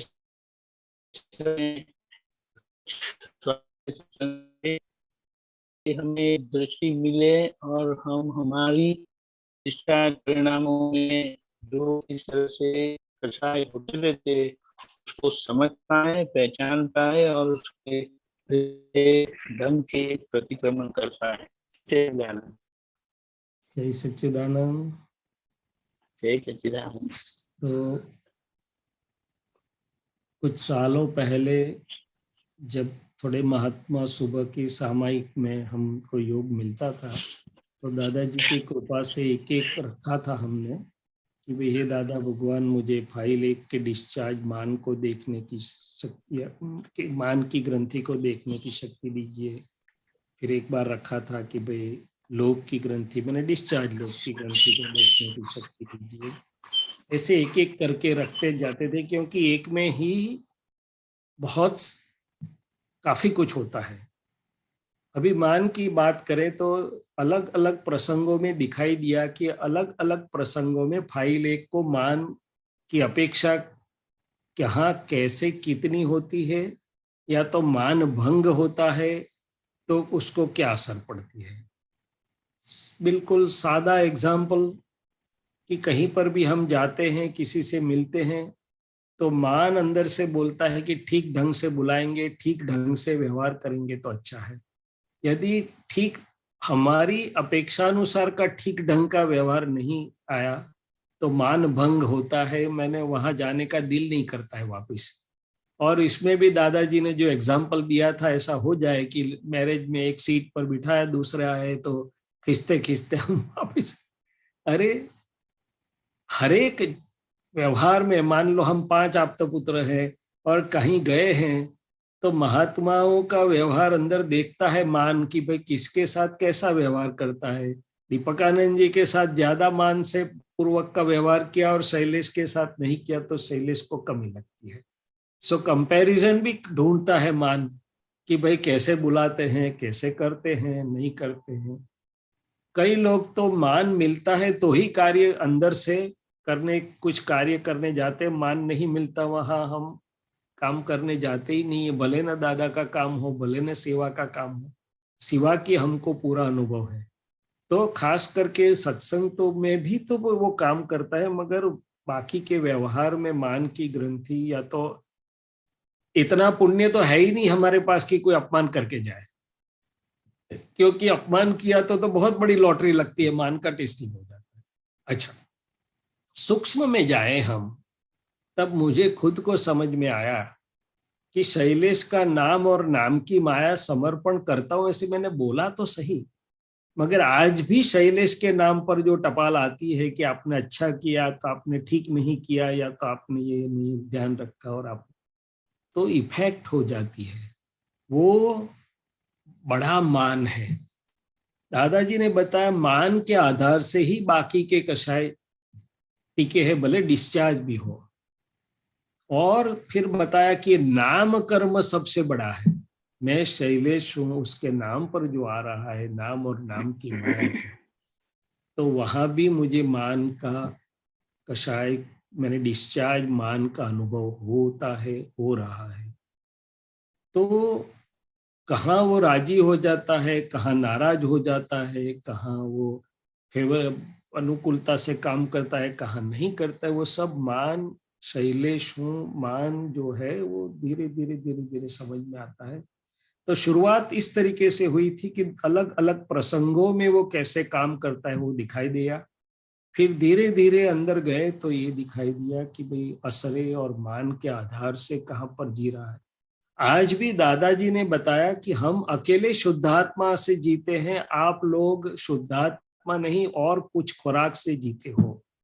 मैंने कुछ, कोई मुझे बुलाए, कोई मुझे रिकॉग्नाइज करे, कोई मेरे साथ अच्छा व्यवहार करे, नहीं करे तो मेरा फ्यूज उड़ गया। तो वो मैं शुद्धात्मा नहीं मगर पुद्गल के आधार से जो जी रहा हूँ वहां मान खड़ा है। तो इस तरीके से एक ग्रंथि हमने मान की बात की तो धीरे धीरे वो पता चलेगा। अच्छा, जब मैं मान ढूंढ रहा हूं तो मैं दूसरे की क्रिटिसिज्म करूंगा, दूसरे की कुछ उसको थोड़ा नीचा दिखाऊंगा ताकि मैं ऊपर हूं, या तो मेरा अच्छा है, इनका इतना अच्छा सत्संग नहीं होता है, मेरा तो ज्यादा अच्छा होता है, ये ठीक ढंग से नहीं समझा पा रहा है, मैं देखो मेरे बात में महात्माओं को कैसा समझ आ गया। ये सब क्या है? तो कि मान की भूख है, सूक्ष्म मान ढूंढ रहा है, पौद्गलिक भूख है, वो मान की भीख और भूख। दादाजी ने 2 शब्द इस्तेमाल किए, भूख और भीख। भूख तो आमतौर से सबको है, भीख तो एक्सेस हो जाता है तब भीख के लेवल पर चला जाता है। इसी तरीके से लोभ की जब अंदर गांठ को स्टडी करने की कोशिश की तो वो भी दिखाई दिया कि अलग अलग प्रसंग में लोभ कैसे काम कर रहा है। और कोई पैसा खर्च करता है और उसको असर होता है, तब पता चला कि लोभ के कारण असर हो रहा है। या तो देना योग्य है, अंदर से बोलता है मगर दे सकता नहीं है उतना, तब पता चलता है कि लोभ की ग्रंथि कैसे काम कर रही है। गर्मी में पैसे हैं तो अभी जल्दी एयर कंडीशन में नहीं जाएगा, मगर पैसे कितने ज्यादा हो जाएंगे। तो ये सब लोभ तो बहुत सूक्ष्म चीज है, दादाजी ने बताया, बहुत बहुत सूक्ष्म चीज है। और कई बार ऐसा होता है दीपकानंद जी कि हम कुछ चीज ले आए, भाव ताल जांच बांच करके 5% डिस्काउंट मिला है, इतने में रजनी दादा आया कि भाई हमने भी ये चीज खरीदी, हमने एक्स डीलर से 6.5% डिस्काउंट मिल गया, अरे मेरा 1.5% ज्यादा चला गया, ये गाड़ी बाड़ी लाया, चीज लाया, उसका आनंद दिया बाजू पर और 1.5% ज्यादा चला गया, दुख खड़ा हो गया। तो ऐसे ऐसे लोभ तो वितराग मार्ग भी बोलता है कि बहुत लेट जाता है, सूक्ष्म लोभ जो है। और ये तो चीजों की लोभ की बात हुई, लोभ सब चीज का होता है, मान का भी लोभ होता है, सुख का भी लोभ होता है, वाहवाही का भी लोभ होता है, लोगों में आगे बढ़ने का भी लोभ होता है, सब पौद्गलिक चीजों का लोभ होता है। जो अपने पसंद के जाने माने जो संजोग के लिए मैं प्रयत्न कर रहा हूं, वो संजोग मेरे को अधिक मिले, टिके रहे मेरे पास, वो से वो जाए नहीं, वो सब मेरी अंदर की वो जो वृत्ति प्रवृत्ति खटपट, वो पौद्गलिक ग्रंथि, वो लोभ में जाती है। और जब लोभ टूटता है तब जो असर होती है, दुख होता है। चंद्रकांत भाई बहुत बोलते थे दादाजी को कि दादाजी ये लोभ परेशान कर रहा है चंद्रकांत को, कुछ करो ना। दादाजी करते थे था उपाय। फिर एक बार दादाजी ने बोला कि वो तो जब कुदरत फटकार देगी ना तब लोभ अपने आप पता चल जाएगा। तब लोभ के जाने के 2 रास्ते बताए थे उन्होंने। एक, कुछ जब लोभ पर प्रहार होता है, टूटता है लोभ, तब जो उसमें चचराहट होती है तब लोभ का पता चलता है। और दूसरा कि खुले हाथ से लोगों को देने से लोभ चला जाएगा। दे दे करो, तो दादाजी ने दे दे किया था, जो भी अपने पास था, लक्ष्मी अकेली नहीं, जो भी संजोग अपने पास थे अनुकूलता के, लोगों को लुटाए, पिलाड़ियाए, वो शब्द वापरे। तो ये लोभ की प्रकार चीजों से शुरू होकर अंदर सूक्ष्मता में जब हम जाएंगे तब कोई भी पौद्गलिक अपेक्षा, वो मान की हो, सुख की हो, वाहवाही की हो, सूक्ष्म में रिकॉग्निशन की हो, सूक्ष्म में पूजा की हो, वहां लोभ खड़ा है। जो पुद्गल के साथ हमको जुड़ के रखता है, चेतन के बदले पुद्गल में ले जाता है, मुझे चेतन के बदले पुद्गल की कंसिडरेशन करवा के मेरे पास काम करवाता है जो संजोग में, वहां लोभ खड़ा है। फिर राग तो बहुत बड़ी, अभी भी है, मेरे पास भी है, सबके पास है राग। तो राग तो देखते जाएंगे तब तब पता चलेगा। हर एक व्यक्ति, कितनी सारी व्यक्तियों में हमें डिस्चार्ज राग की परमाणु या असर है, संजोगों में भी राग की असर है, दूसरी जगह भी राग की असर है। द्वेष कृपा से गया है, पर डिसलाइक खड़ी है अभी।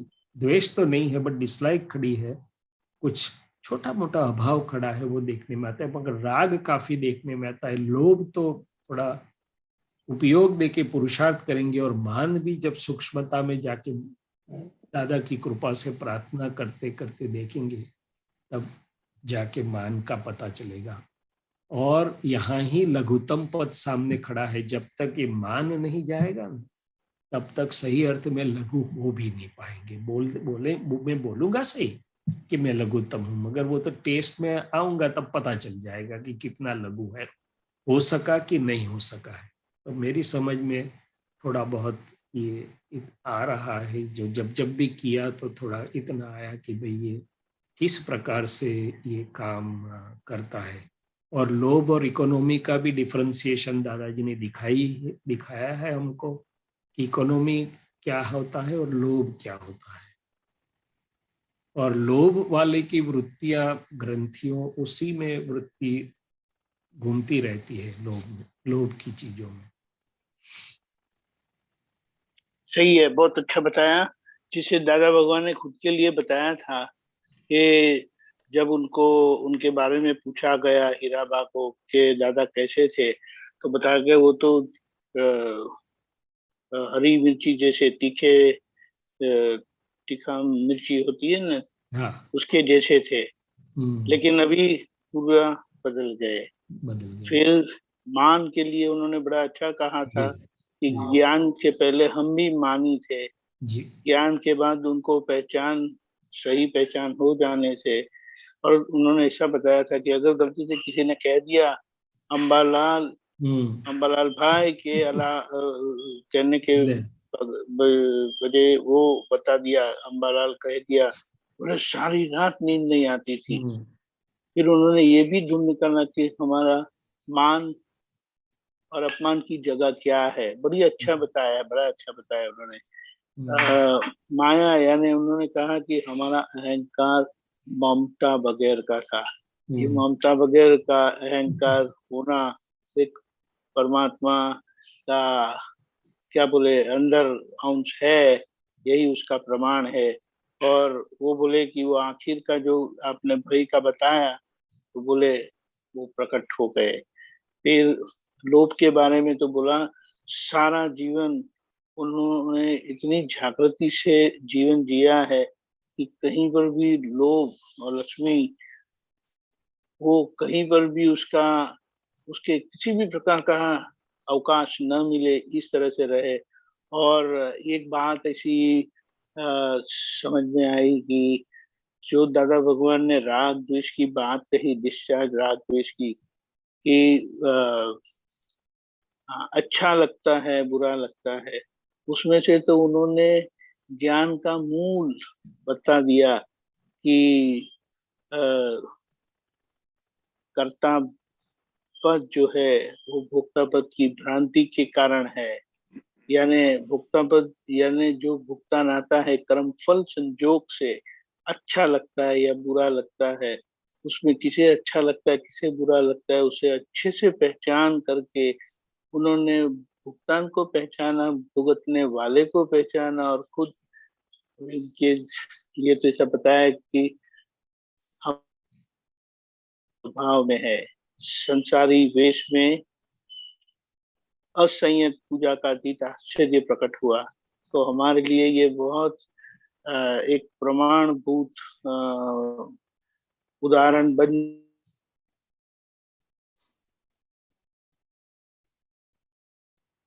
दीपकान जी, we lost you. आवाज दीपकान जी, we lost you. हेलो नाम। हाँ, बोलो, कट अभी गई थी, बोलो। कट गई थी।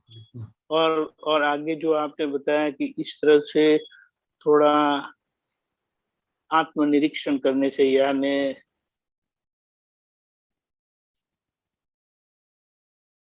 ये सब बातें बाहर आती है। बहुत बढ़िया, जय सच्चिदानंद। Very good. और कश्यप भाई, आपको कुछ बोलने का है? ये जो 4 कषाय होते हैं उसमें माया जो कषाय होता है वो जहां तक मुझे थोड़ा पड़ा, उसमें अज्ञान के संबंध में होता है। क्या अज्ञान और माया एक ही चीज है या अलग है, ये थोड़ा समझना चाहता था। चेतन जी?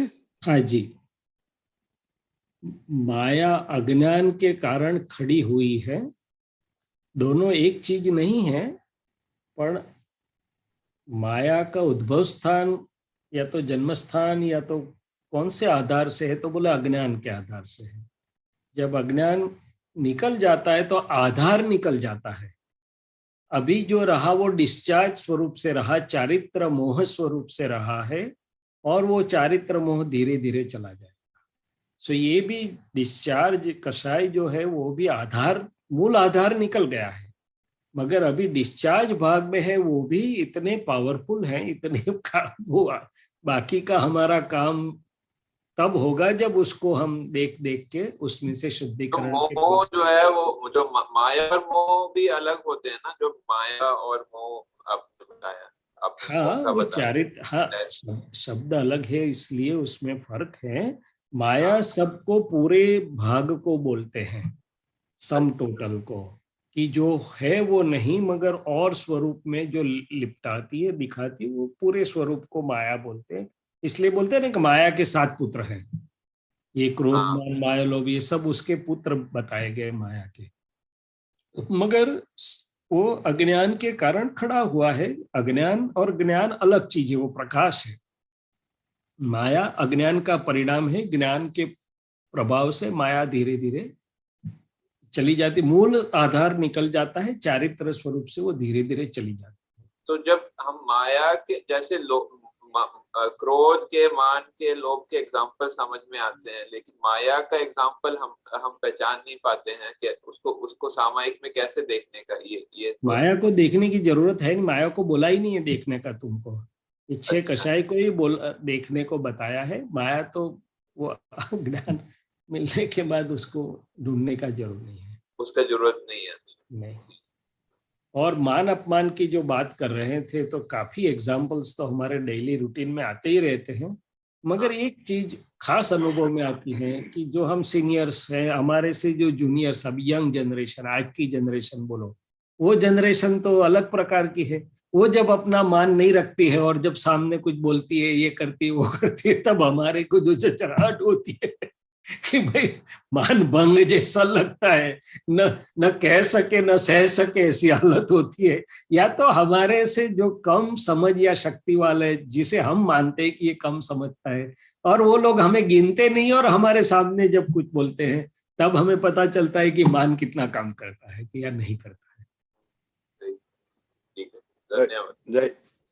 जय सच्चिदानंद। ओके, अभी अपना टाइम हो गया है। जी प्लीज त्रिमंत्र। जरूर Deepakan ji, and you or whoever's there, repeat please. नमो वितरागाय, नमो वितरागाय, नमो अरिहंताणम, नमो अरिहंताणम, नमो सिद्धाणम, नमो सिद्धाणम, नमो आयरियाणम, नमो आयरियाणम, नमो वज्जायाणम, नमो वज्रायाणम, नमो लोए सवसाहुनम, नमो लोए सवसाहुनम, ऐसो पंचन मुक्कारो, ऐसो पंचन मुक्कारो, सव पावपणासनो, सव पावपणासनो, मंगलाणंच सवेसिम, मंगलाणं च सवेसेन, पद्मं हवै मंगलम, परमं हवै मंगलम्। ओम नमो भगवते वासुदेवाय, ओम नमो भगवते वासुदेवाय, ओम नमः शिवाय, ओम नमः शिवाय। जय सच्चिदानंद। जय सच्चिदानंद, जय सच्चिदानंद। कल रविवार है, कल का प्रोग्राम इस तरह से है: सुबह 6:30 बजे प्रातः विधि और 24 घंटे की कीर्तन भक्ति का समापन लपकामन अहमदाबाद में होगा। तो वहां से जो प्रसारण होगा वो YouTube में मैसेज मिल जाएगा। सुबह 10:15 बजे गुजराती सत्संग, 3 बजे हिंदी सत्संग, 4:30 बजे कीर्तन भक्ति और आरती, शाम को 6 बजे यूथ फोरम, 6:30 बजे यूथ फोरम, 7:45 बजे जूनियर फोरम, रात को 9 बजे इंग्लिश में वर्ल्ड वाइड सत्संग। बच्चों के लिए भी आधा घंटा इंग्लिश में यहाँ पर सत्संग होगा, जो हर रोज हिंदी में होता है। तो इसका जरूर से लाभ लीजिए।